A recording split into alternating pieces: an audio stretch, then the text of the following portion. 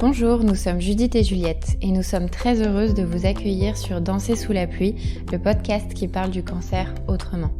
Ensemble, en 2015, nous avons créé MEM, la première marque de dermocosmétiques dédiée aux peaux très fragilisées par les traitements anticancéreux.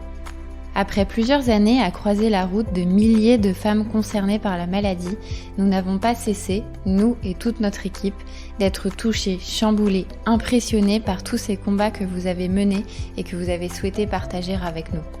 Ces histoires, même les plus difficiles, les plus inacceptables, nous ont, d'une manière ou d'une autre, toujours donné plus de force et de courage pour continuer à accompagner chaque jour du mieux possible celles et ceux qui se battent contre le cancer.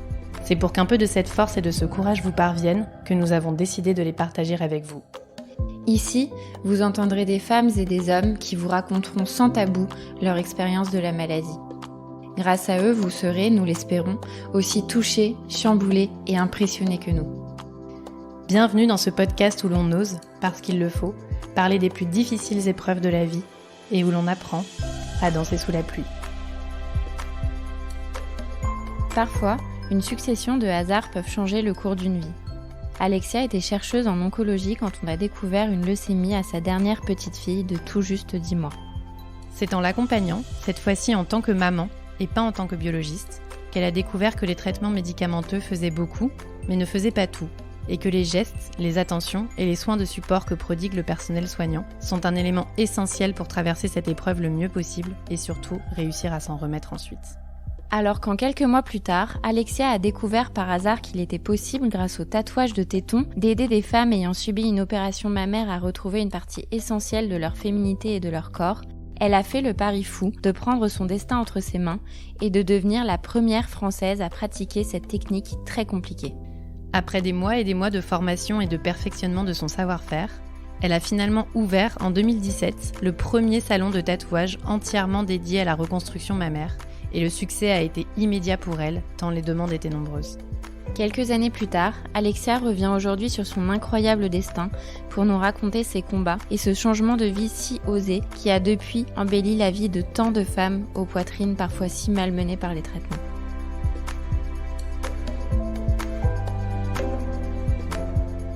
Bonjour Alexia.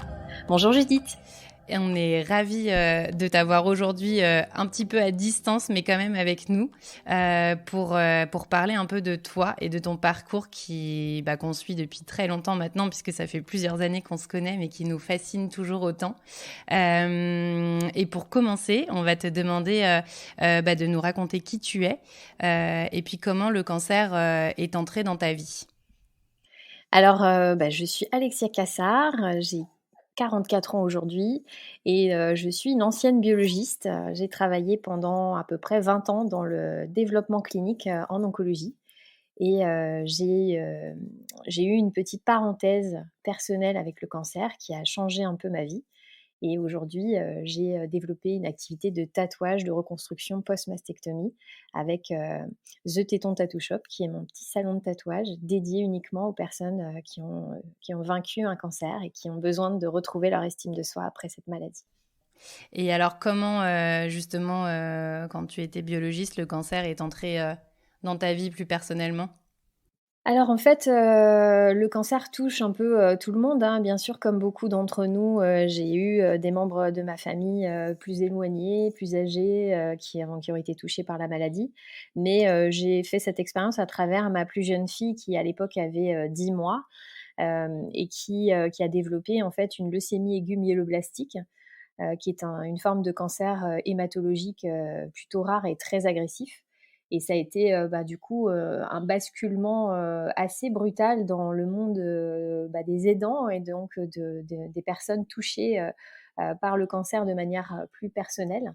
En 2013, ça a été, effectivement le départ d'une réflexion et d'un changement de paradigme et un changement de manière de concevoir, la place qu'on peut avoir quand on s'est battu contre le cancer à titre professionnel en développant des nouveaux traitements.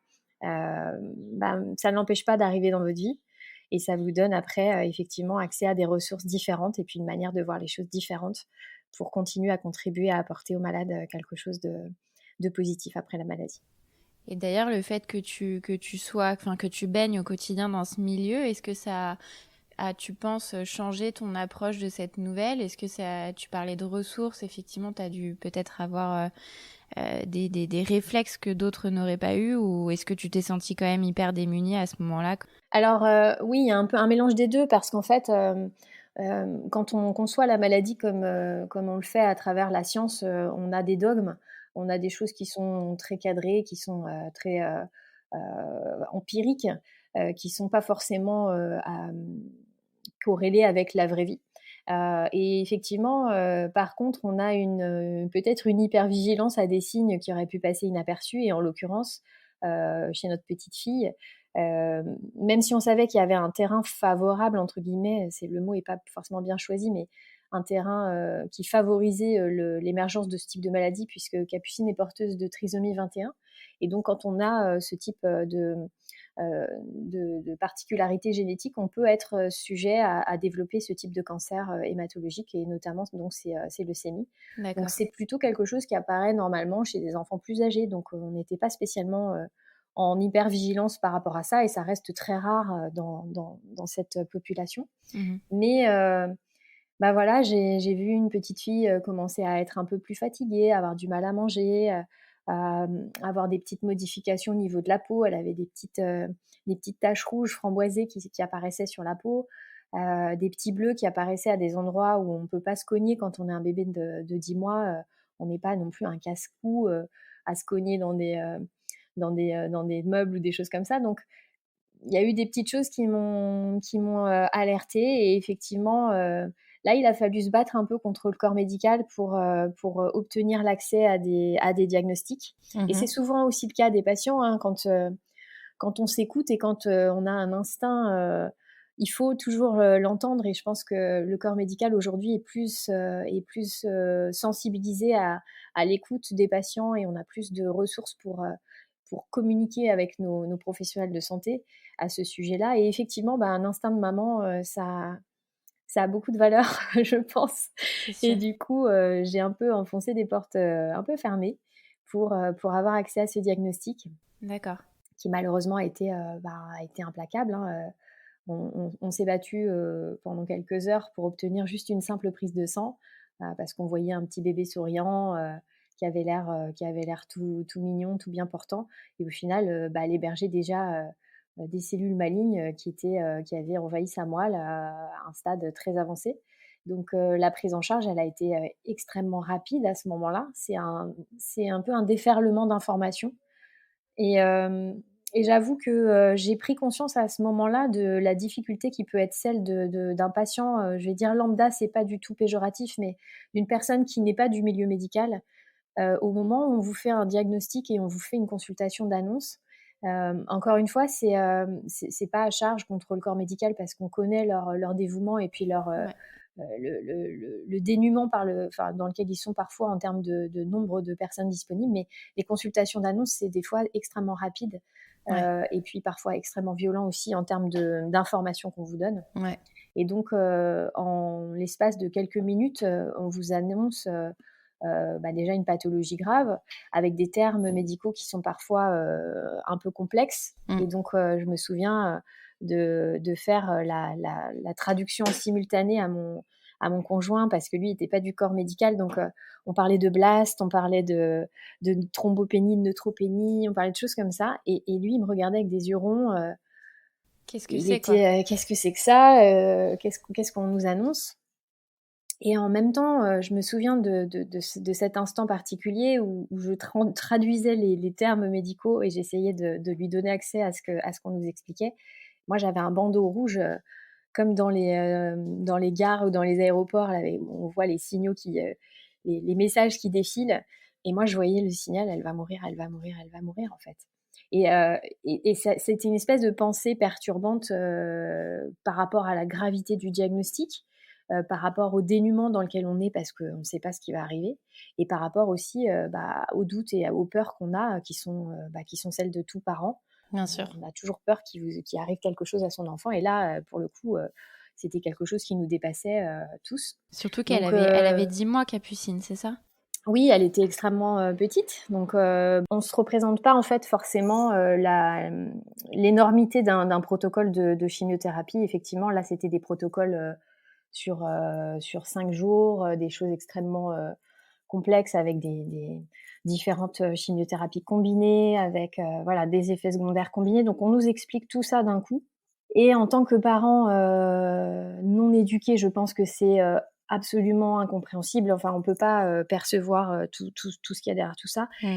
et en tant que maman, qui travaillait dans le développement de chimiothérapie, c'était encore plus effrayant parce qu'à chaque molécule qu'on me citait, j'avais la liste des effets secondaires, j'avais, en tête, les résultats d'études, enfin tout se mélangeait dans ma Ouais. tête en même temps.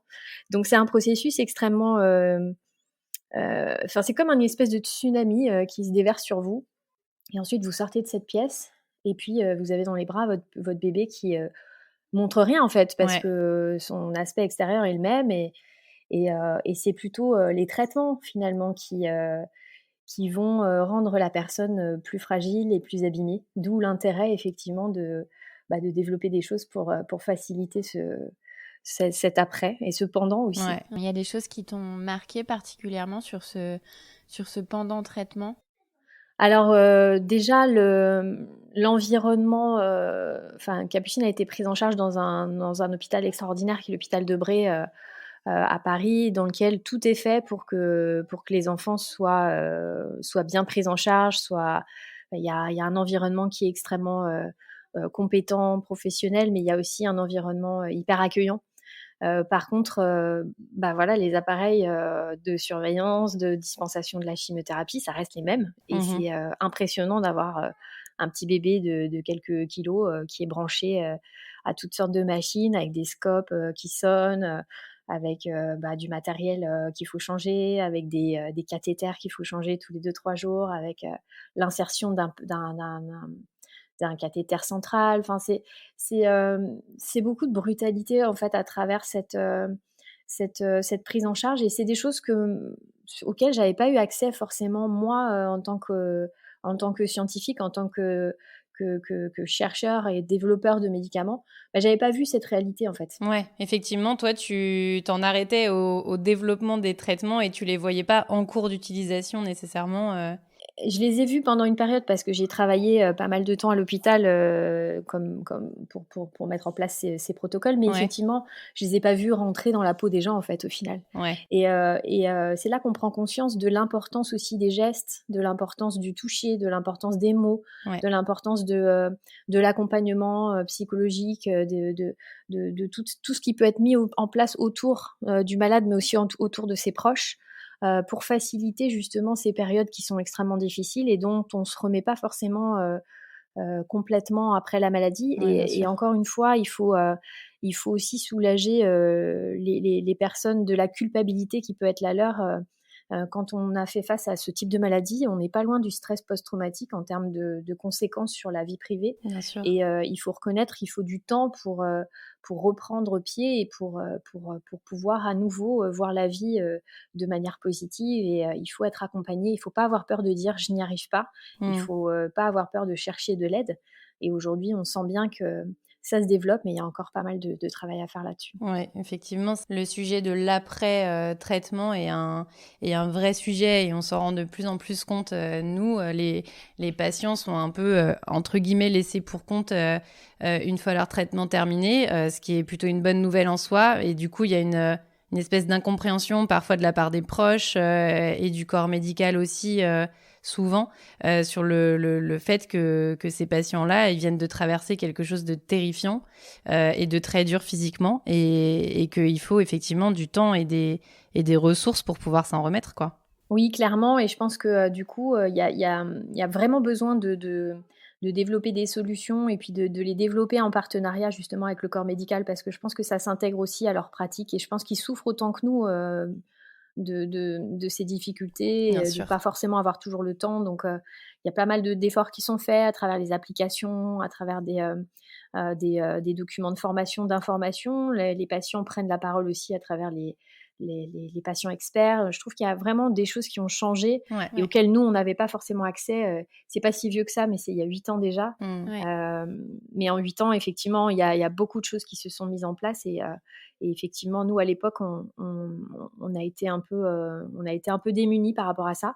La chance qu'on a eue, c'est qu'on avait une petite fille qui a pas lâché son sourire pendant les quasi 6 mois d'hospitalisation. Ouais, c'est ce que j'allais te demander. Quand elle était hospitalisée et sous traitement, elle n'était pas en ambulatoire, elle était vraiment... Non, elle était en chambre stérile pendant 6 mois sans discontinuer. En fait, ce type de leucémie se traite par des chimiothérapies d'induction et puis après de consolidation. Donc, tu as un gros premier cycle qui bastonne, hein. C'était 5 jours de chimio en intraveineuse et puis en intratécale dans la moelle. Donc, elle a résisté à tout ça. Elle était extrêmement forte. On était, nous, assez démunis de voir cette force qu'elle avait. Nous, on perdait pied par moments parce que c'était insoutenable, hein, de voir des ponctions lombaires, de voir ce genre de choses. C'est des choses qui sont, en tant que parent, auxquelles on n'est pas prêt. Non. Et en fait, elle, à partir du moment où on s'occupait d'elle, on jouait avec elle, elle avait son biberon bien chaud. Et d'ailleurs, chose super bizarre, elle ne pouvait le boire que s'il était brûlant. Donc ça, c'est sans doute des effets secondaires des traitements qu'on comprenait pas forcément. Mais si son biberon, il n'était pas hyper brûlant, elle pouvait pas le boire. Elle avait des hauts le cœur, des nausées. Et il fallait qu'il soit super brûlant. Donc les infirmières, elles reconstituaient son biberon en plusieurs fois. C'était adorable.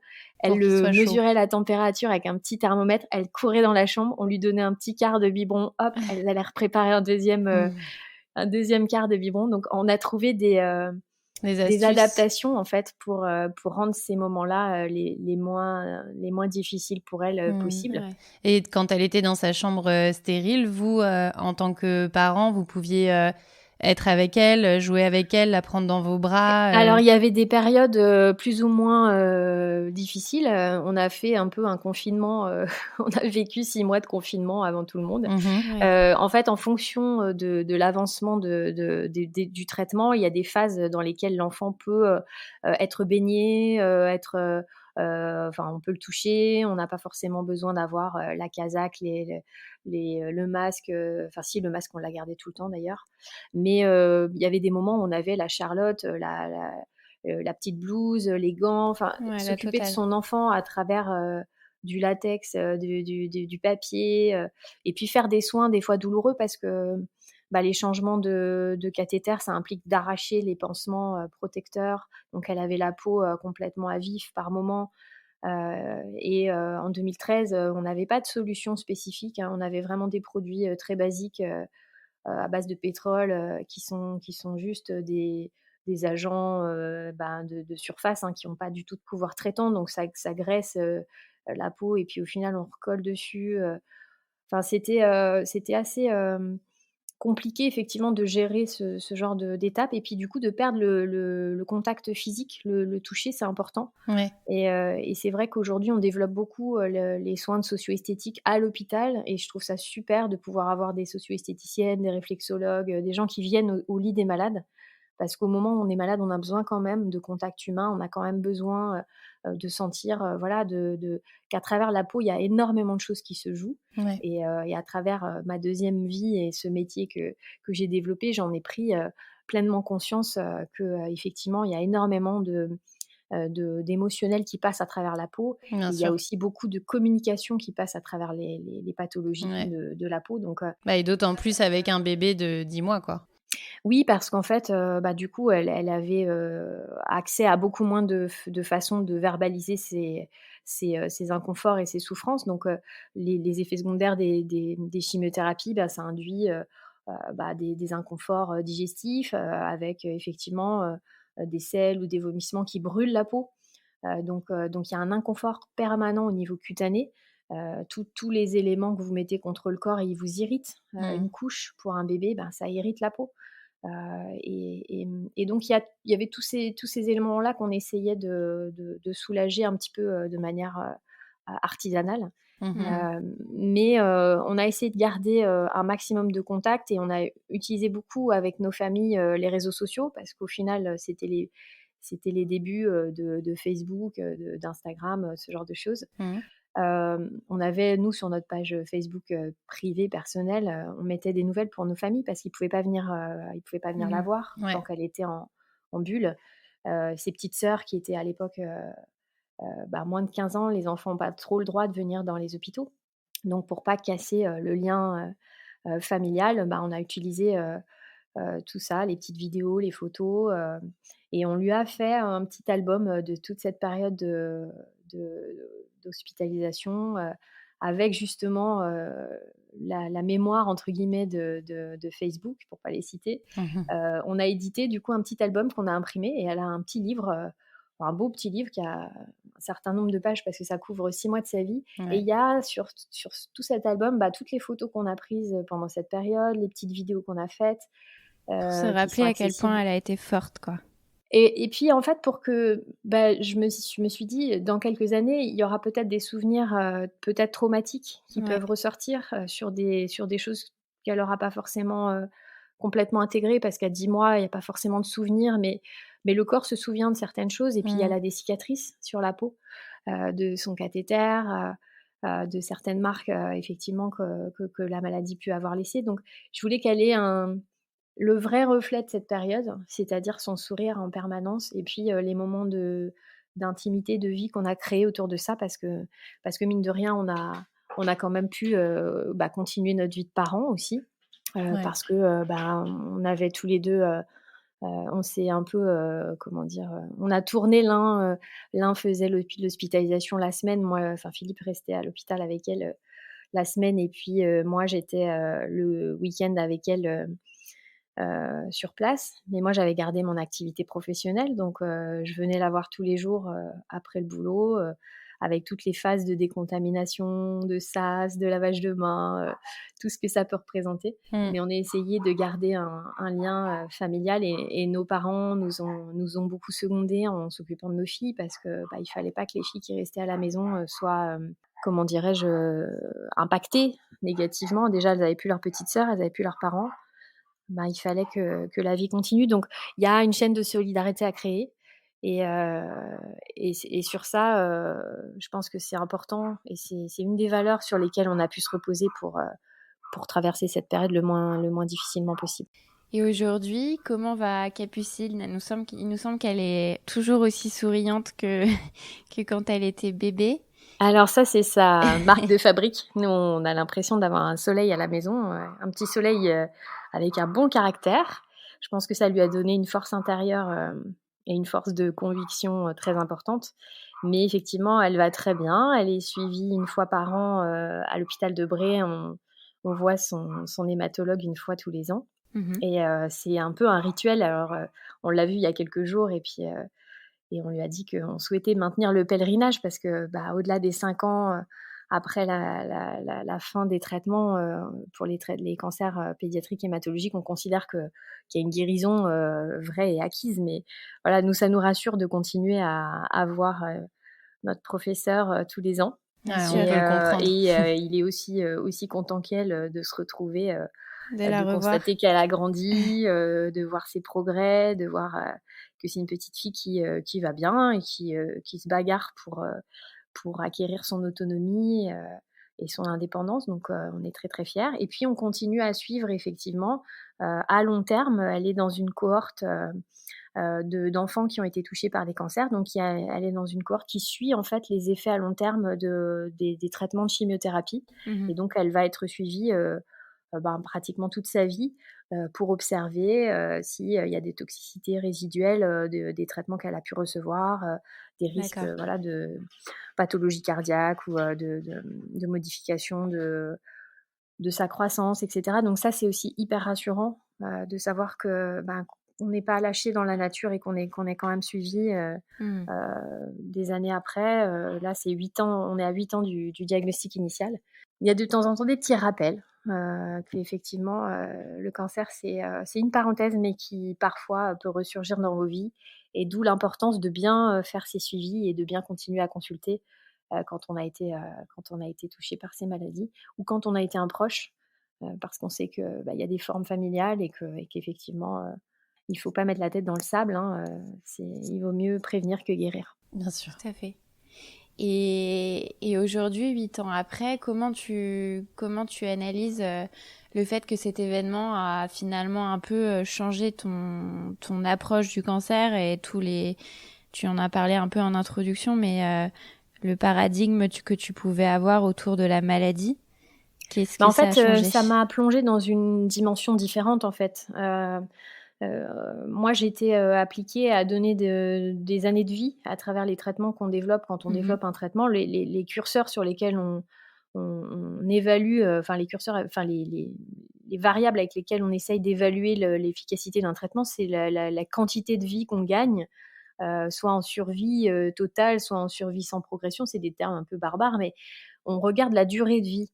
Et là, en fait, je me suis rendu compte que, c'est bien de gagner de la durée de vie, mais il faut aussi gagner de la qualité de vie et c'est important de mettre de la qualité de vie dans ces années qu'on fait gagner aux gens parce que c'est bien de faire des traitements qui vous maintiennent en vie ou qui prolongent la vie, mais s'ils sont là pour vous détruire, vous empêcher d'avoir la compétence de faire votre vie au quotidien, de pouvoir marcher, de pouvoir, jouer, de manger ce que vous avez envie de manger, enfin des traitements peuvent être aussi des lourdeurs dans la prise en charge de la maladie. Donc, ça m'a fait réfléchir effectivement sur la place que moi je pouvais avoir et sur l'influence que je pouvais avoir au niveau de ce développement de médicaments.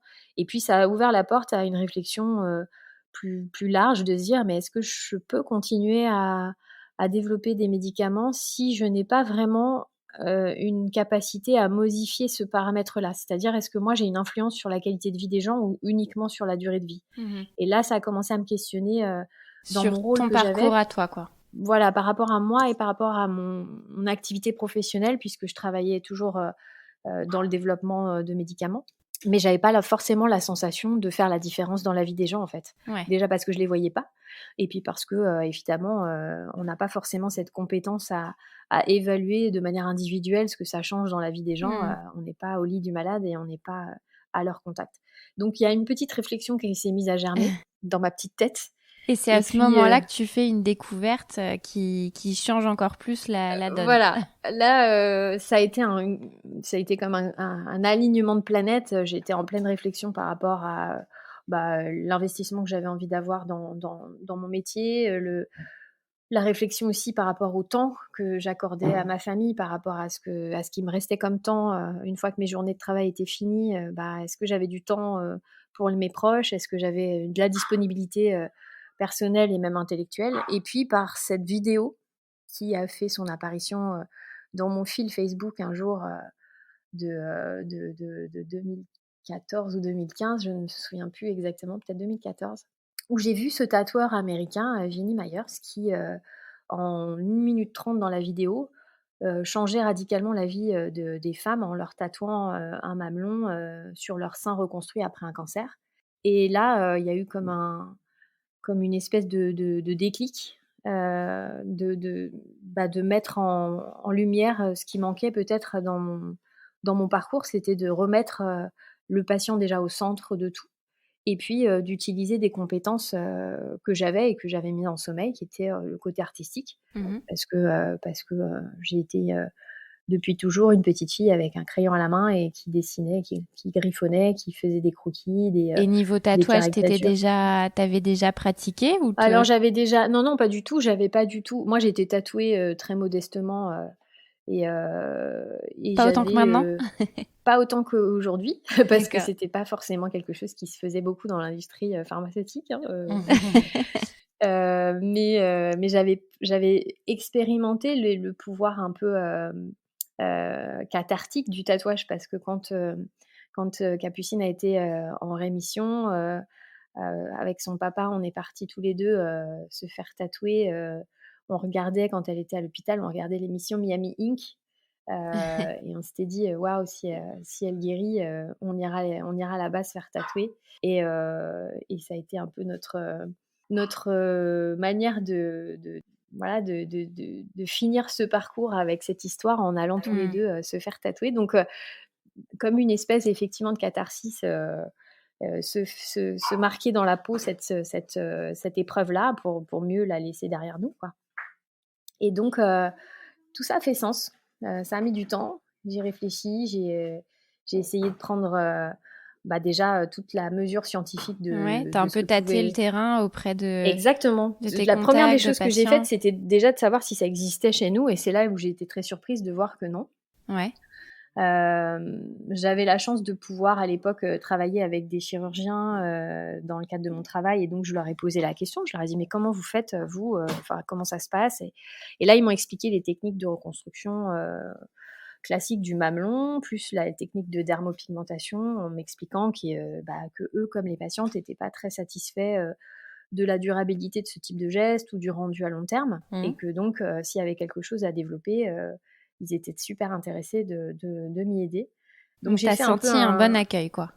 j'ai reçu un bon accueil et puis j'ai commencé à fouiller d'abord du côté de la science parce que c'est une déformation professionnelle, mais j'ai cherché effectivement à sécuriser tout ce parcours-là en essayant de chercher est-ce qu'il y avait un danger particulier avec la mise en œuvre des encres de tatouage plutôt que des pigments qui sont utilisés dans le tatouage médical, parce qu'il y a vraiment 2 méthodes différentes. On pourra l'expliquer Mmh. plus avant tout à l'heure, mais et donc l'idée c'était, qui peut le plus peut le moins, mais vraiment de pas créer de dommages supplémentaires, sur un terrain déjà extrêmement, cicatriciel, à la fois psychologique et à la fois, sur le plan corporel, de gens qui ont subi, des choses, extrêmement lourdes. Ouais.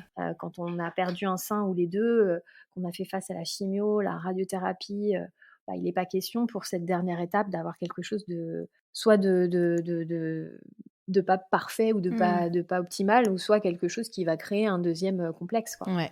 Donc ta formation scientifique te fait tout de suite poser des questions, plus médicales, quoi, sur Il a ce. fallu aller un tout petit peu plus loin que Mmh. ce qu'on pourrait, avoir réfléchi en termes de tatouage ornemental traditionnel parce qu'on va pas s'adresser du tout aux mêmes personnes.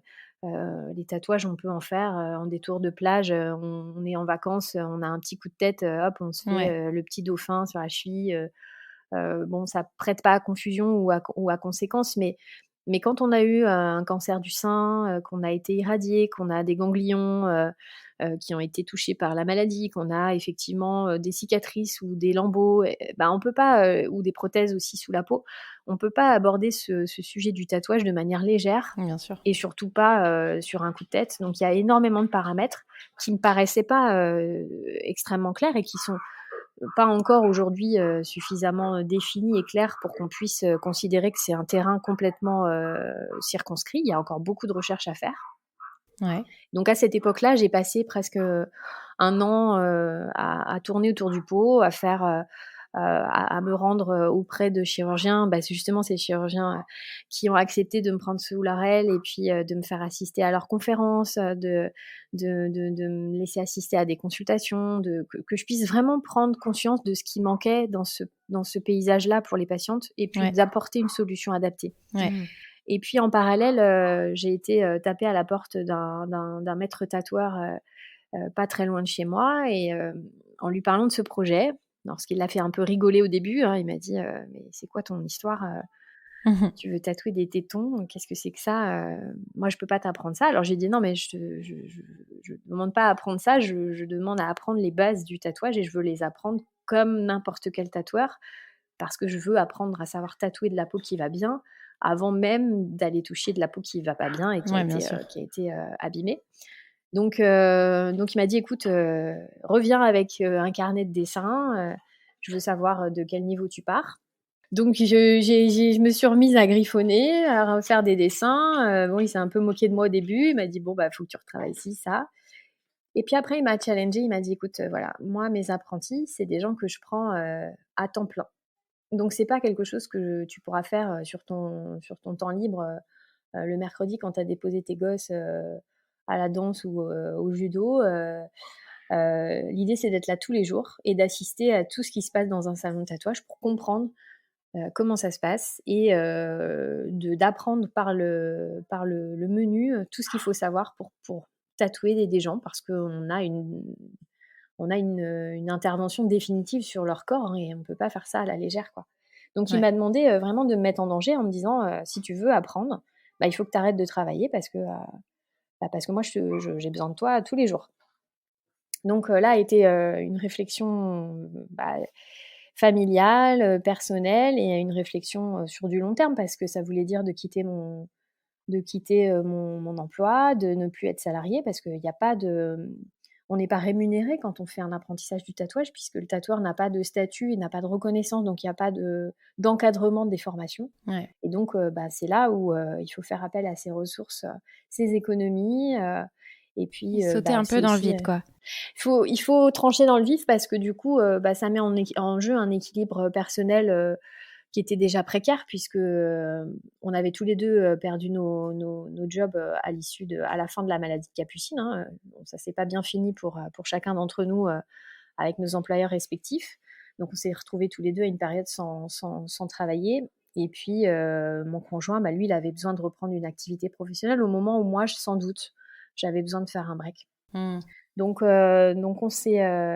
on s'est retrouvés encore sur ce plan-là et je lui suis reconnaissante d'avoir cette ouverture d'esprit au moment où je lui ai dit écoute, moi j'ai envie de devenir tatoueuse. Il m'a dit vas-y quoi, si c'est ça qu'il te faut et qui te fait vibrer, ben voilà, on va faire ce qu'il faut. Et donc j'ai commencé cet apprentissage d'un peu plus d'1 an. Ouais. Tous les jours, à dessiner, à prendre les appels, à nettoyer le salon, à monter, démonter le matériel, à mettre en place les espaces de travail. Donc c'est là qu'on apprend aussi les règles de base d'hygiène et tout ça doit devenir absolument réflexe. C'est pas des choses qu'on peut apprendre en quelques jours, devant un écran et malheureusement, ça se fait de plus en plus. Alors que c'est tout sauf C'est tout la sauf théorie, quoi. quelque chose qui est instinctif, hein. C'est vraiment une éducation, de la main à faire des gestes répétés, qui doivent être, absolument parfaits pour pas mettre en cause l'hygiène et la salubrité de la fonction. Donc c'était, extrêmement, frustrant au départ parce qu'effectivement, on n'est pas tout de suite, les mains dans le cambouis. Mais j'ai beaucoup, appris de l'observation et le simple fait de regarder faire mes collègues et de les voir, manipuler, leurs machines, les encres, leur espace de travail et puis même, réfléchir avec eux à la manière de placer les motifs, de tendre la peau correctement, de voir les différents types de peau, d'entendre les réactions et les vibrations de la machine en fonction des différents types de peau. Il y a déjà une éducation qui se fait sans avoir les mains encore sur le sujet. On apprend beaucoup de ce type de formation et c'est pour ça que je ne conçois pas l'enseignement de ce type de métier autrement. Sans passer par là. Voilà, autrement que cette méthode-là, parce qu'il existe beaucoup de formations maintenant au tatouage dans des centres de formation plus ou moins bien intentionnés. Hein. Le tatouage, c'est très à la mode et ça appelle beaucoup de gens qui se disent « ouais, c'est tellement cool, je vais faire ça ». Ouais. Et au final, ces formations, ça se fait sur de la peau synthétique, ça se fait dans des salles avec des PowerPoint projetés au mur, avec beaucoup de théorie et finalement bien peu de pratique. Et puis après, quand on met en œuvre ce genre de choses apprises un peu à la va-vite sur des gens, il y a des catastrophes et puis ça donne lieu à des belles émissions de recouvrement de tatouage qui expliquent bien que le tatouage est un acte définitif, responsable et qu'il ne faut pas le pratiquer de manière déraisonnée. Donc moi, j'ai eu la chance d'avoir accès à ce type de formation. Et quand on me demande quel est le cursus à suivre, je recommande pas autre chose que ça, quoi. Bien sûr. C'est de trouver un maître tatoueur, apprendre le tatouage et ensuite il faudra apprendre les différentes composantes qui sont nécessaires et indispensables pour pratiquer le tatouage après mastectomie. Et là, pour le coup, c'était un peu l'impasse parce qu'à l'époque où moi j'ai voulu aller plus loin dans cette pratique, il existait que 1 ou 2 formations à la dermopigmentation médicale, donc c'est ce que les médecins et les infirmières pratiquent à l'hôpital. Ouais. Et donc c'est une technique un peu différente puisqu'elle va mettre en œuvre des outils différents, des pigments qui sont d'une autre nature que ceux des encres de tatouage et donc peuvent du coup avoir un résultat complètement différent parce que ce résultat qu'on obtient avec ces pigments semi-permanents qui sont les mêmes qu'on utilise dans le maquillage permanent, donc les eyeliners, les contours de lèvres, les taches de rousseur, toutes ces choses qu'on peut faire de manière semi-permanente parce que c'est un intérêt de pas rester puisque la mode change. Un coup, c'est la mode d'avoir des taches de rousseur et puis après, c'est la mode de les cacher. Les contours de lèvres marron des années 90, on se souvient toutes de ce que ça a pu donner. On est bien contente que cette mode ait disparu et heureusement que certaines n'ont pas gardé ces tatouages à vie. Donc effectivement, ces pigments semi-permanents, ils ont une indication qui est celle du maquillage semi-permanent. Par contre, ils ont été utilisés pour la destination médicale la reconstruction du mamelon. Et là, pour le coup, cette compétence à disparaître, elle n'est pas favorable parce qu'elle va nécessiter des reprises et des retouches. Et elle va donc, à terme, finir par endommager les tissus. Parce qu'il faut bien se mettre en tête que tout tatouage est un acte traumatique puisqu'on va insérer un pigment ou de l'encre avec des aiguilles qui vont rentrer et sortir de la peau avec une fréquence bien précise. Et donc, en fait, ces petites Répéter ce geste. ponctures, ces petites ponctures qu'on fait dans la peau, elles ont une action traumatique sur les tissus. Alors, quand c'est fait qu'une fois, ça va. Mais si c'est fait tous les 6 mois ou tous les ans, puisque c'est à peu près la fréquence à laquelle on doit refaire ces tatouages pour qu'ils restent visibles et qu'ils restent à leur place, on finit par créer des tissus cicatriciels à la place des tissus sains. Et ça finit par endommager la peau et à rendre un résultat esthétique pas forcément super satisfaisant. D'autant plus que ces pigments ont tendance à virer. La couleur se modifie à travers le temps et en fonction des types de peau, la modification de la couleur est différente. Donc il y a une espèce d'insatisfaction qui émanait de ce type de recours et les chirurgiens en étaient parfaitement conscients. Et puis le fait de ne pas forcément avoir de dimension artistique dans cette pratique, ça les gênait aussi parce qu'ils n'étaient pas forcément formés sur la partie purement artistique. Et ils étaient insatisfaits de ce qu'ils pouvaient rendre aussi eux-mêmes. Et c'était frustrant aussi pour les infirmières de bloc, etc. Donc, cette approche artistique de la reconstruction du mamelon, elle a fait son petit chemin dans ma tête, mais elle a fait aussi son petit chemin dans ma nécessité d'aller au-delà de ces formations auxquelles j'avais pu avoir accès, parce que j'ai bien vu qu'en 4 jours, ce qu'on m'avait appris ne pouvait pas me permettre d'être efficace. Alors moi, j'avais déjà un parcours de tatoueuse puisque j'étais au milieu, on va dire, de mon apprentissage. Mais les gens qui étaient avec moi en formation, c'était des infirmières qui n'avaient jamais tenu une machine de tatouage de leur vie. On leur mettait un dermographe dans la main et on leur disait lundi au bloc, tu vas commencer à tatouer, quoi. Donc toi, tu décides de prendre ta voie qui te semblait la plus... Du coup, j'ai senti qu'il fallait aller plus loin. Alors pour aller plus loin, j'ai contacté Vinnie Myers, le tatoueur que j'avais vu sur les réseaux.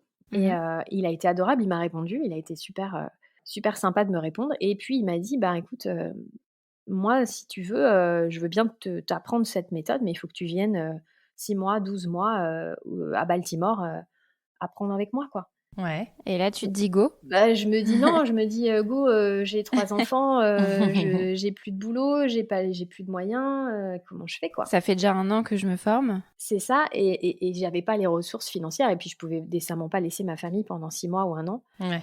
Donc il a fallu que je trouve une autre solution. Et j'ai trouvé par le biais d'une amie une tatoueuse qui à l'époque exerçait au Canada, enfin qui était canadienne, et qui faisait des formations plus courtes à ce type de tatouage pour avoir été elle-même touchée par une mastectomie préventive. Elle avait dû faire ce type de geste. D'accord. Et du coup, elle avait développé un système de formation à des tatoueurs. Donc, de résultats par rapport à ce qu'elle faisait m'avait séduite. Je l'ai contactée et effectivement, dans la nuit, j'ai pris un billet d'avion pour le Texas parce qu'à l'époque, elle faisait une formation à San Antonio, au Texas. J'ai booké un vol, j'ai booké la formation, j'ai booké l'hôtel, tout dans la nuit, et j'ai dit incroyable. Et donc, c'était une formation qui allait durer combien de temps?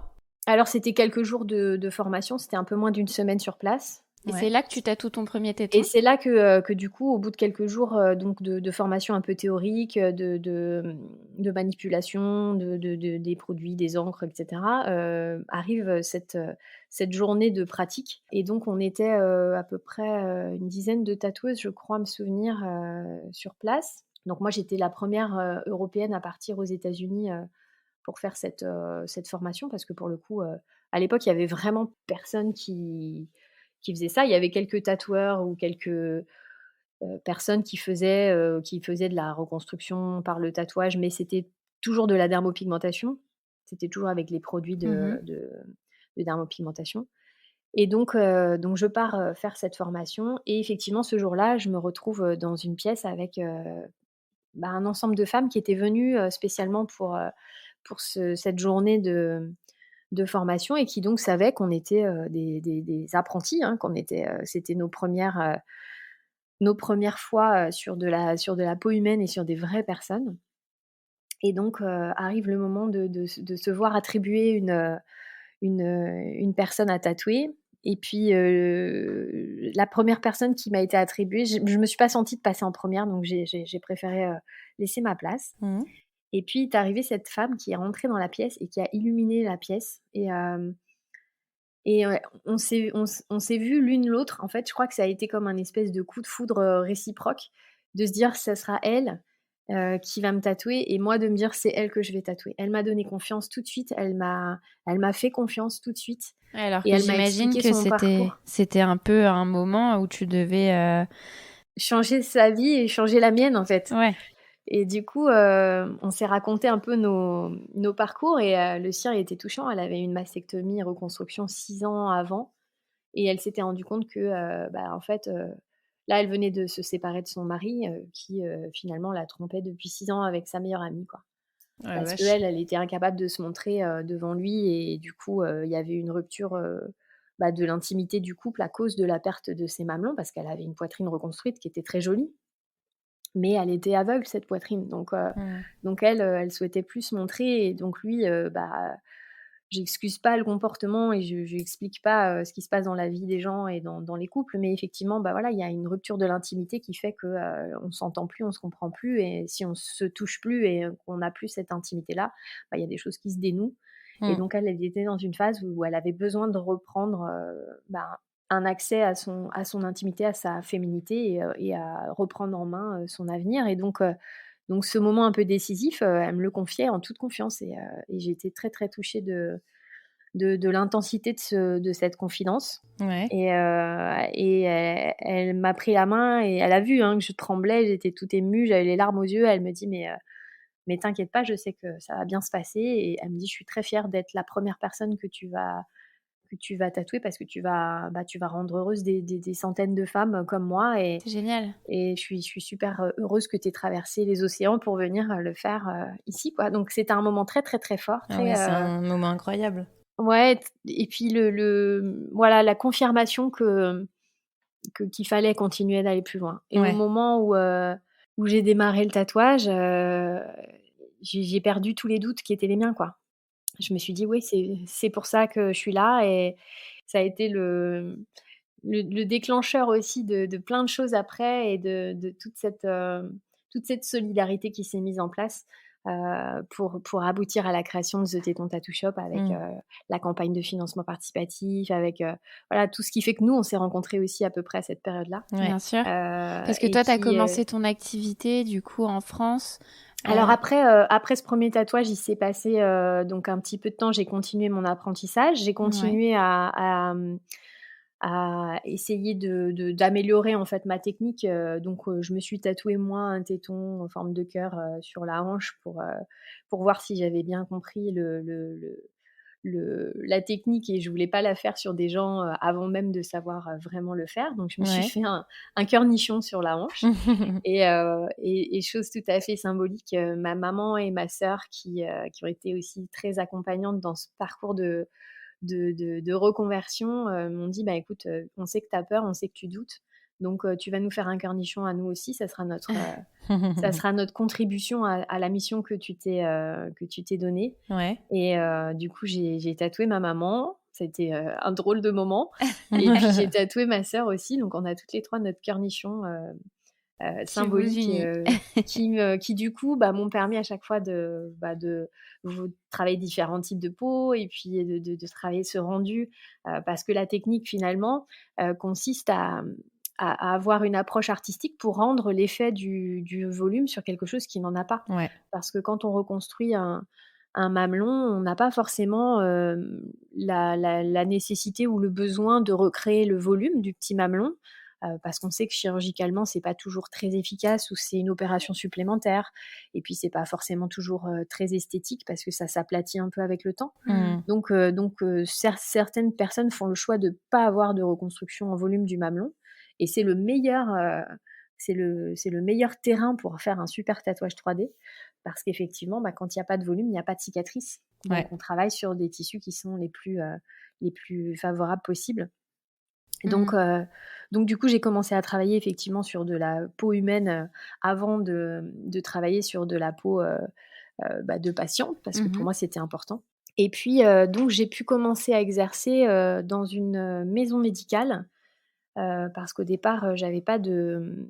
Enfin, je me voyais pas faire ce type de tatouage dans le salon de tatouage où je faisais mon apprentissage parce qu'il n'y avait pas un lieu vraiment qui se prêtait à l'intimité de ce type de prise en charge. Ouais. Les salons de tatouage, c'est souvent ouvert avec des verrières parce qu'on a envie que les gens voient ce que vous faites. Donc, Pas du c'était tout pas ce qu'il te d'une fallait, quoi. intimité fabuleuse. Et puis, il y avait de la musique un peu hard rock, il y avait des crucifix, des têtes de mort, des machins comme ça. Et pour moi, ça se prêtait pas forcément à ce qui est du ressort de l'intimité.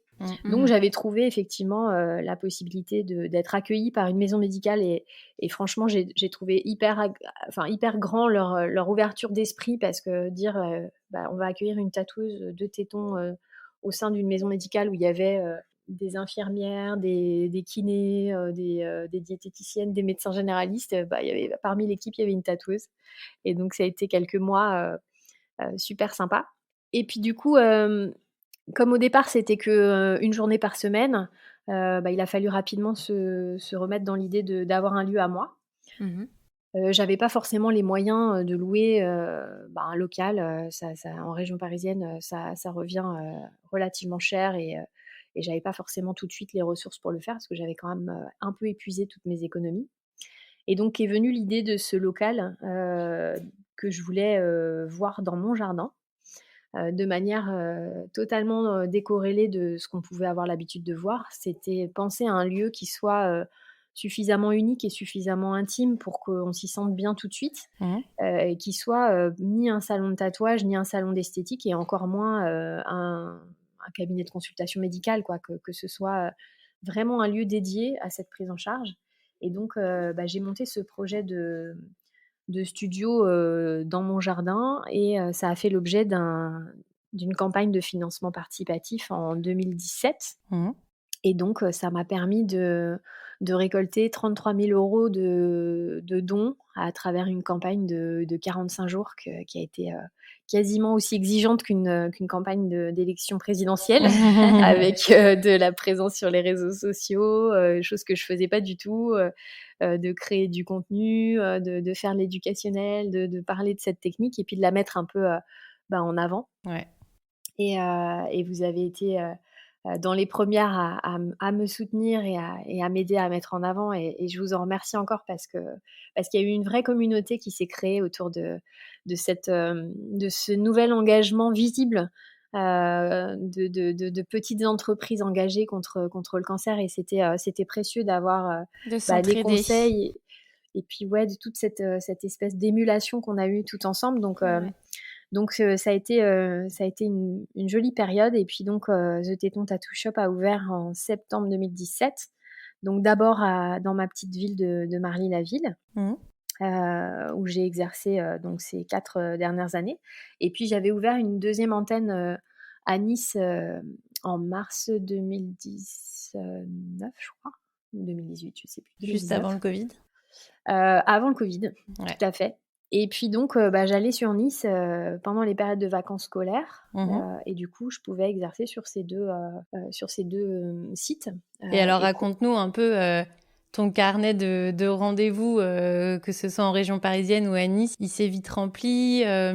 Comment ces femmes-là ont réagi suite à tes tatouages Alors, il y a eu une jolie émulation de bouche à oreille. En fait, au départ, la première publication que j'ai eue a été celle qui a été faite par Rose Up. À l'époque, il y a eu un petit article qui expliquait que le tatouage 3D arrivait en France et donc, évidemment, vu le pouvoir d'information de l'association Rose, ça a été très rapide.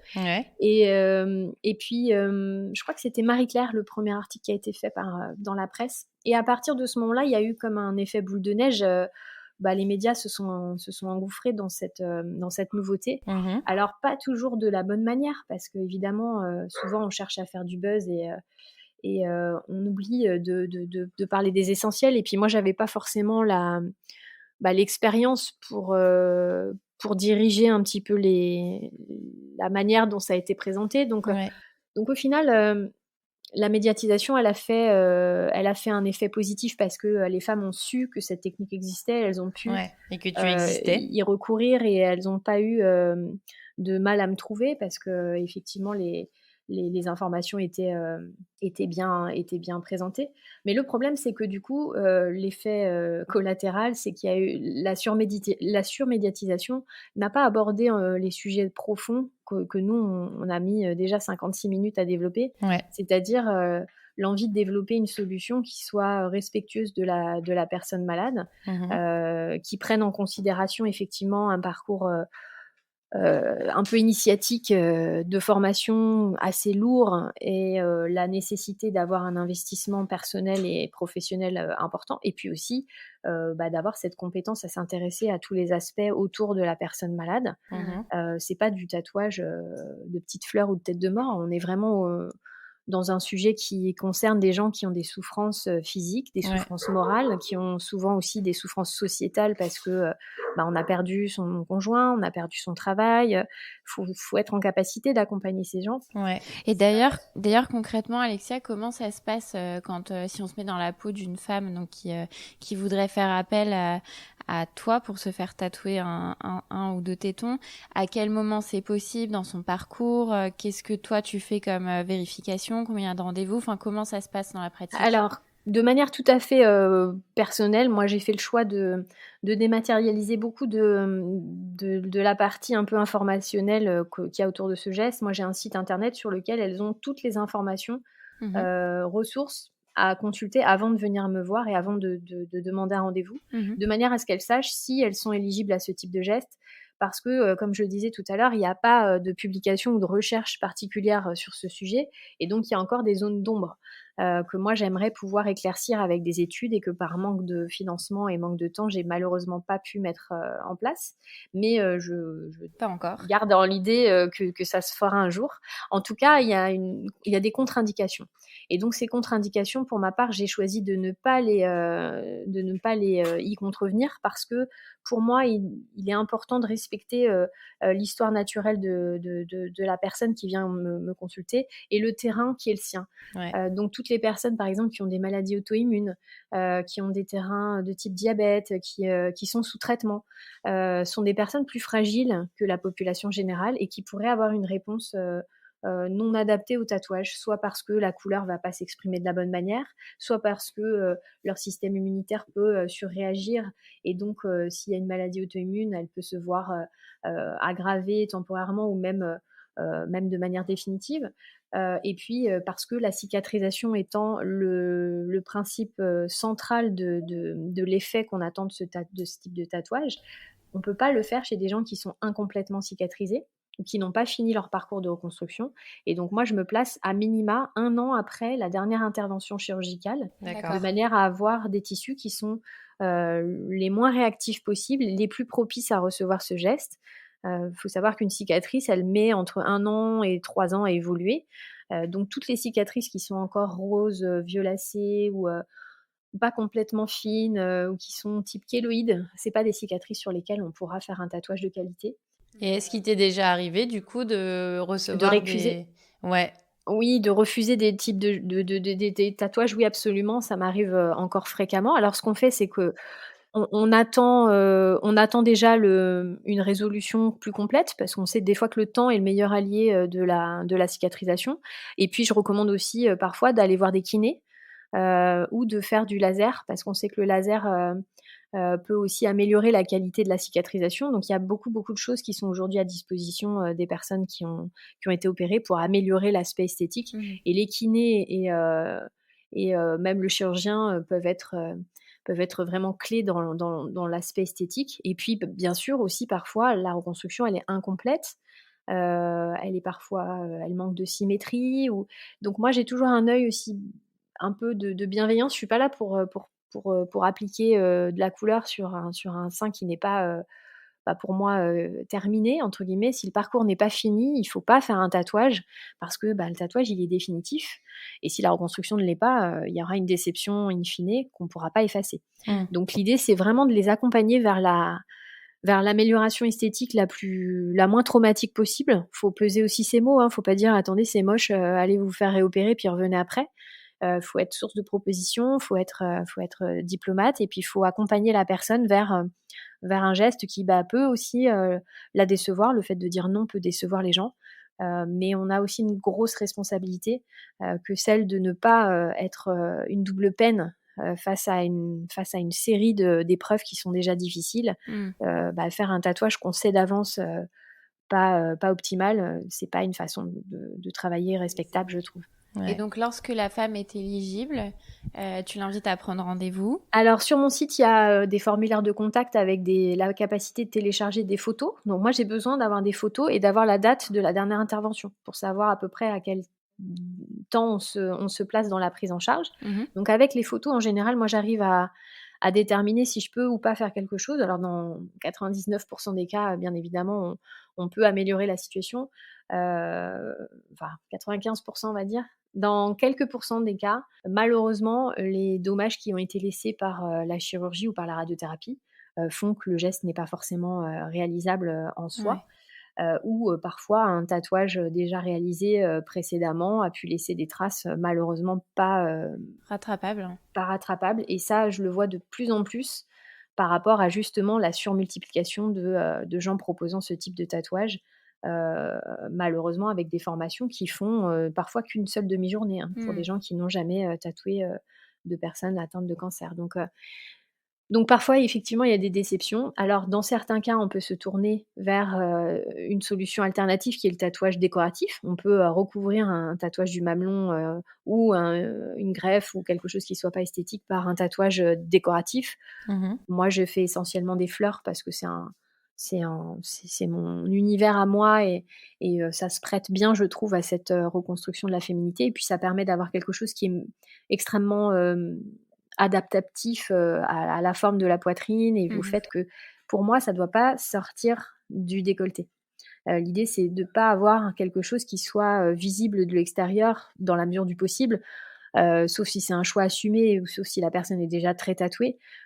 Pour moi, on a, une part du droit à l'oubli qui disparaît avec le tatouage et c'est pour Ouais. ça que je suis aussi très prudente par rapport aux tatouages sur les porte-à-quatre, parce que, j'ai bien conscience, pour avoir une petite fille qui a une cicatrice de cathéter visible, que si on mettait un tatouage dessus, le jour où, elle voudrait aller, réclamer un prêt bancaire, même si elle a eu le droit à l'oubli 10 ans après, si on voit qu'elle a un tatouage à cet endroit-là, ça peut, de manière tout à fait,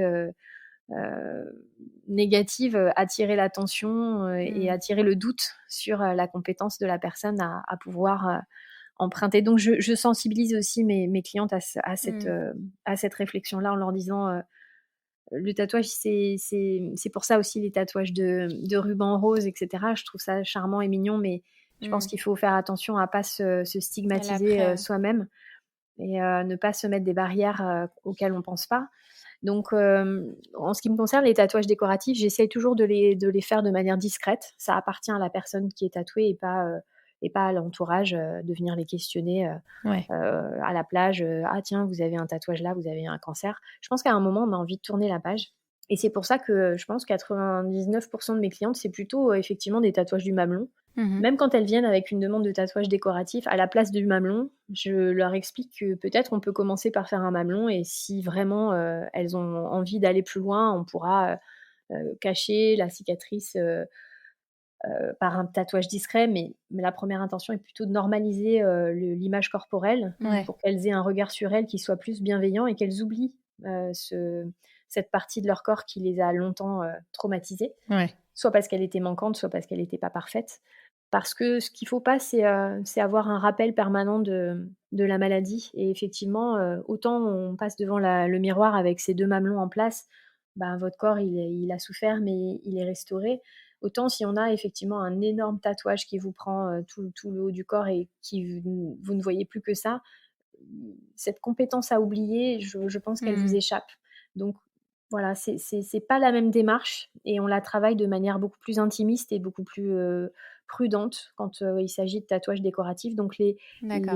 la prise de rendez-vous se fait sur 2 modalités différentes et on a, beaucoup plus de dialogue en ce qui concerne la partie, décorative. Donc pour les rendez-vous simples du tatouage du mamelon, bah, on se contacte par le biais du site. Je leur réponds effectivement sur la faisabilité et puis quand on a, la possibilité de proposer un rendez-vous, bah, on se rencontre le jour du rendez-vous Ouais. et en amont, elles ont reçu, la note d'information que je remets à toutes mes clientes, que je leur demande de revoir avec leur médecin, avant le rendez-vous parce que, bah, s'il y a des contre-indications ou s'il y a des questions, moi je préfère qu'elles soient vues avec le médecin. Moi j'ai pas Ouais. la compétence de juger, de manière, personnelle bah, de leur état de santé déjà parce que ça Ouais. fait partie du secret médical Mmh. et puis parce que, j'ai pas, la compétence à discriminer, ce qui est grave de ce qui ne l'est pas. Mmh. Donc par contre, quand il y a une contre-indication, même si le médecin me dit, «C'est OK»,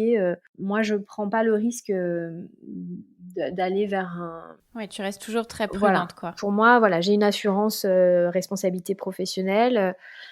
J'ai eu beaucoup de mal à la trouver parce que c'est une activité que les assureurs, bah, ne souhaitaient pas forcément, couvrir. Ouais. Et ça aussi, c'est un des critères de choix, hein, quand on va se diriger vers un professionnel qui propose ce type de geste, bah, il faut s'assurer qu'il est assuré, en responsabilité civile professionnelle. Pas uniquement parce que vous allez tomber dans son salon et il a une assurance qui couvre, Ouais. mais est-ce que, en cas de problématiques, graves liées, au tatouage, est-ce qu'il a la compétence de faire face? Donc ça, Mmh. c'est important et donc ben, le jour du rendez-vous, on revoit cette note d'information et surtout, moi, j'aime bien faire un retour avec elles sur leur parcours pour comprendre, ce qui les a amenées à venir, me voir et quel a été leur parcours vis-à-vis de la maladie. Parce qu'il y a aussi des non-dits et des choses qu'elles ont jamais pu poser Mmh. Mais qui sont importantes pour toi dans et ton qui sont approche. importantes pour moi aussi dans ma compréhension de l'abord que je vais avoir de la peau et de la manière dont je vais aborder le tatouage. Mmh. Mais aussi parce que, bah, il y a des blocages, psychologiques et il y a aussi des lourdeurs et des choses qu'elles ont besoin de déposer avant de faire le tatouage. Le tatouage, ça reste un acte, bah, un petit peu, oui, cathartique, hein et marquant et donc moi, je préfère qu'elles aient posé tout ce gros, bagage et qu'on aille, Mmh. sereinement sur le fauteuil, démarrer le tatouage. Ouais. Donc une fois que tout ça est fait et qu'on a signé ensemble le consentement, que chacune conserve, eh bien, on va aller, faire, d'abord des photos, des prises de vue de l'avant et en général, je vais, du coup, commencer à expliquer, la manière dont je vais, procéder. Je vais faire un dessin à main levée avec des marqueurs de l'endroit où je vais placer le mamelon ou les 2 quand il y a plus, les 2, c'est beaucoup plus compliqué et ça répond vraiment à une connaissance très, très fine de l'anatomie et de l'histoire naturelle du sein, pour savoir où on place un mamelon quand il y en a pas. Ça, c'est pas du tout quelque chose d'instinctif et d'improvisable.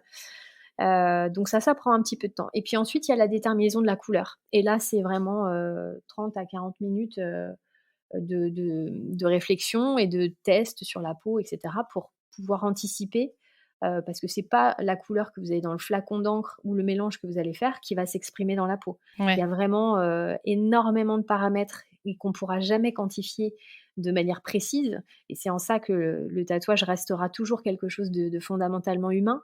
Il y a pas une machine qui pourra, vous déterminer un mélange particulier en fonction de la peau et en fonction de tous ces paramètres parce que, bah, il y a énormément de choses qui vont intervenir. Il y a l'âge, il y a la densité de la peau, il y a le type de reconstruction, le type de lambeau ou pas. Est-ce qu'il y a une prothèse en dessous? Est-ce qu'il y a eu de la radiothérapie?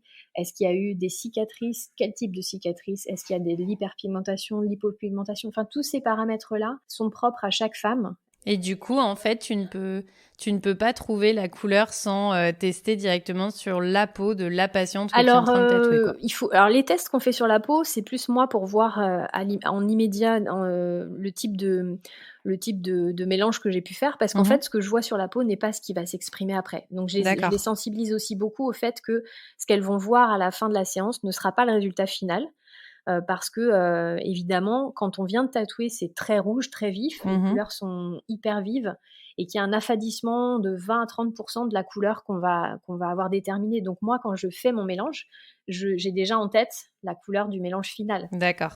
pas du mélange, tout de suite Immédiat. après la dilution. Donc je les prémédique, ça sera plus foncé que le sein restant quand il reste et les contrastes seront beaucoup plus marqués de manière, voulue Dans un premier pour temps. dans un premier temps et Mmh. des fois, ça peut nécessiter effectivement de se revoir, 3 mois après la première séance donc je les sensibilise à ça aussi, Ça c'est dépend que des cas, dans c'est ça? Parfois, ça se fait en une fois, parfois il y a exactement. Je j'ai pas de statistiques exactes, mais autour de 80 des cas, on se revoit pas, en tout cas dans les premiers mois et puis dans 20 des cas, on sait qu'on aura besoin de se revoir parce que, par exemple, il y a eu une greffe du mamelon ou parce qu'il y a des cicatrices ou parce qu'il y a un tatouage qui avait été fait avant ou mmh. parce qu'on a une peau, fragile moi je préfère toujours travailler en 2 étapes quand je le peux, surtout Mmh. quand on a une aréole très claire. On pourra toujours foncer, mais on peut pas éclaircir. Ouais. Donc il faut vraiment, vraiment, vraiment connaître parfaitement ces gammes, parfaitement ces couleurs, parfaitement la manière dont elles évoluent dans le temps et ça, c'est parce que c'est vraiment de l'observation et de l'expérimental Ouais. et de l'expérience, De l'expérience, bien du sûr. quotidien. Donc si moi, demain, je devais effectivement enseigner ce type de geste, c'est des choses que je ferais sur des programmes de 6 à 12 mois, Mmh. exactement comme Vinnie, Myers me le recommandait parce que toute cette partie-là, elle ne peut pas s'improviser en quelques heures, en quelques jours. Ouais. Et Donc pour une celles fois que cette que partie pour celles que tu revois, pardon, celles que tu revois, 3 mois après là pour un second rendez-vous, est-ce que tu les trouves déjà changées? Est-ce que c'est tu impressionnant. ouais. Déjà entre-temps, il y a la réalisation du tatouage et le moment où elles vont le découvrir dans le miroir et là déjà on a une femme différente. Ouais. Au moment où, le tatouage du mamelon, c'est à peu près 30 minutes pour un sein et 45 minutes pour les 2. Donc, Est-ce que une c'est fois que douloureux? alors c'est douloureux, ça c'est vraiment quelque chose qui va dépendre du type de reconstruction, Mmh. et du type, d'histoire, de la personne qui vient vous voir. En fait, s'il y a eu une greffe, ou une reconstruction par lambeau, un DIEP ou un dorsal, généralement les sensations sur le sein sont assez diffuses, très peu présentes et sont pas forcément perceptibles par la patiente, le jour du tatouage. Donc ça reste assez différent d'une personne à l'autre. Après, quand il y a beaucoup de cicatrices, c'est pareil, ça peut insensibiliser la peau ou alors ça peut créer des sensations paradoxales, c'est-à-dire je tatoue, le sein droit et elle sent une douleur sous l'aisselle gauche, par exemple. Parce qu'en fait, il y a les nerfs qui se reconstituent après avoir été sectionnés après l'ablation. Ils repoussent, mais ils repoussent pas forcément à l'endroit exact où ils étaient connectés à l'origine et donc des fois, elles ont des petites sensations bizarres, paradoxales. C'est jamais, douloureux au point que ça soit, que j'ai dû arrêter de tatouer. Sur ces 800 personnes que j'ai tatouées, il y en a aucune qui s'est sauvée. Heu, Après voilà, ça reste un moment, qu'on aborde ensemble et moi je m'adapte aussi à leurs sensations. Quand elles me disent: «Bah là ça c'est trop, ça me fait trop mal», et ben je change d'endroit, je reviens, on fait doucement et cetera. Ouais. On prend le temps, on respire, on fait beaucoup d'exercices de respiration pour les détendre parce que le fait d'être détendu aide à mieux, passer ce type de moment et Mmh. puis on échange, on rigole, on parle, on raconte nos vies, c'est un moment d'intimité assez important Ouais. et puis, justement ça prépare cet instant du miroir, qui pour moi est à chaque fois, vécu comme une récompense parce que les voir, redevenir, femmes, en quelques minutes, c'est extrêmement émouvant parce que comme une renaissance Ouais à laquelle on assiste. et pour toi, c'est l'aboutissement de tout ce parcours, quoi? C'est pour C'est ça que comme tu l'as fait, quoi?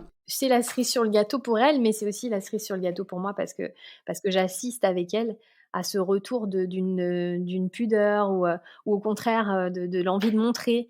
Elle se regarde dans le miroir, elle s'observe, elle pleure, ou parfois elles ont pas de réaction et elles l'ont après dans la voiture. Elles me disent: «Bah, désolée, j'ai pas été pas démonstrative, mais voilà, ça y est, je prends conscience qu'il y a quelque chose qui se termine», et quelle que soit la réaction, voilà, je pense avoir été, par toutes ces années d'expérience et ce que j'ai vécu à titre personnel, je pense que j'ai pu développer cette empathie, Mmh. mais pas une empathie dégoulinante, pas une empathie, qui sert à rien et qui vous englue dans des choses, parfois Ouais. c'est une empathie un peu sèche parce qu'il faut aussi, parfois recadrer, les choses et puis pas forcément être dans le béni oui-oui. On a aussi, des postures de professionnels à garder. Mais en tout cas, ça nous lie, pour toujours et avec certaines de mes clientes, il y a vraiment des histoires, très personnelles et pour certaines amicales qui se sont nouées et je suis extrêmement reconnaissante, de tout ce qui s'est mis en place autour de ça pour le cadeau que c'est d'avoir accompagné toutes ces personnes. C'est incroyable. Oui, c'est un vrai cadeau. Je pense que, toutes ces difficultés auxquelles on a fait face sur le plan personnel, et l'épreuve qui a été la nôtre, moi, m'a construite en tant que femme et en tant que mère et en tant que professionnelle et a changé ma façon de voir les choses Ouais.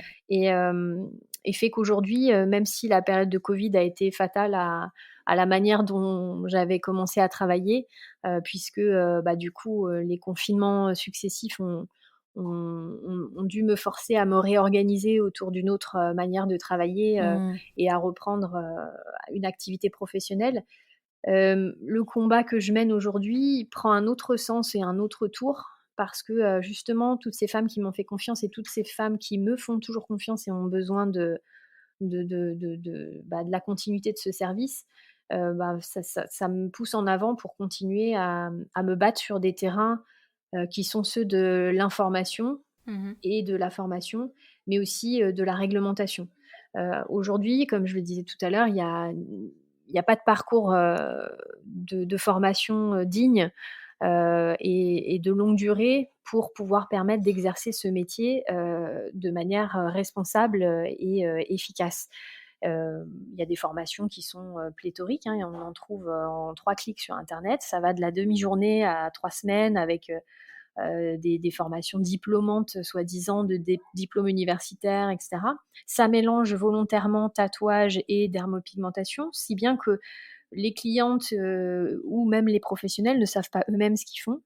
Les médecins, les professionnels de santé ne savent pas à qui ils adressent leurs patientes et il suffit pas déposer une carte de visite dans un hôpital pour que vous soyez en sécurité quand vous recourez à ce type de pratique. Donc je commence à avoir, des gens qui me contactent en me disant: «Bah, je suis allée voir, le tatoueur du coin ou l'esthéticienne du coin» ou sans jugement de valeur, hein, sur les gens, mais en disant: «Voilà, j'ai voulu faire ce geste et puis voilà le résultat et dans certains cas, je suis dépitée parce que je ne peux pas corriger, tout ce qui a été fait Ouais, avec de l'encre». ouais. Quand il y a eu un tatouage fait à l'encre, où la couleur n'est pas la bonne et qu'elle a été, ancrée trop profondément ou de manière, brutale, en causant des scarifications et ça j'en vois, malheureusement de plus en plus, on ne peut pas réintervenir derrière. La Mmh. seule solution, c'est, la chirurgie, ou le recouvrement par quelque chose d'énorme. Donc, un tatouage de recouvrement, c'est 3 ou 4 fois la surface du tatouage initial et quand c'est Ouais. un rond marron, bien ancré,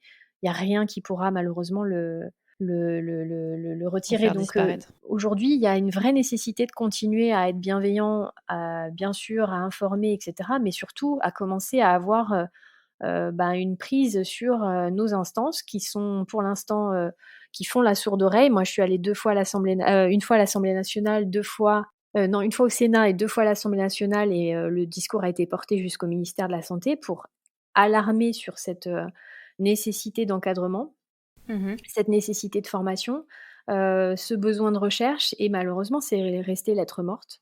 Les seules ouvertures positives que j'ai eues à ce jour, ce sont, outre les publications que j'ai pu faire dans des revues, scientifiques, à ce sujet, c'est déjà, l'avantage d'avoir eu certaines mutuelles qui ont pris conscience de ce que ce type de geste pouvait apporter et qui ont fait, le choix de m'accompagner et de prendre en charge une partie ou la totalité des tatouages que je pratique. Donc il y a aujourd'hui une quinzaine de mutuelles qui remboursent, partiellement ou complètement ce geste. Dans certains cas, la sécurité sociale a pu aussi faire des efforts et prendre en charge, une partie, voire la totalité de ce geste qui n'est pas remboursé, hein, faut quand même le souligner, Ouais. Mmh.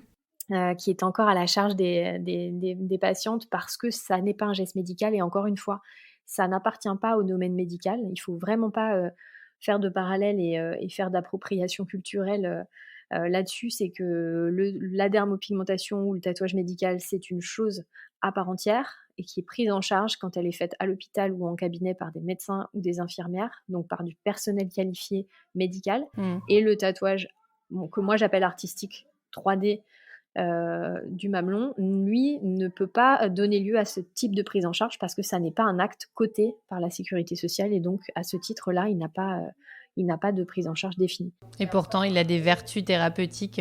Ça, c'est indéniable. Donc, moi, j'ai mis en place des questionnaires avec mes clientes et j'espère avoir un jour le temps et les ressources pour analyser ce travail et le publier.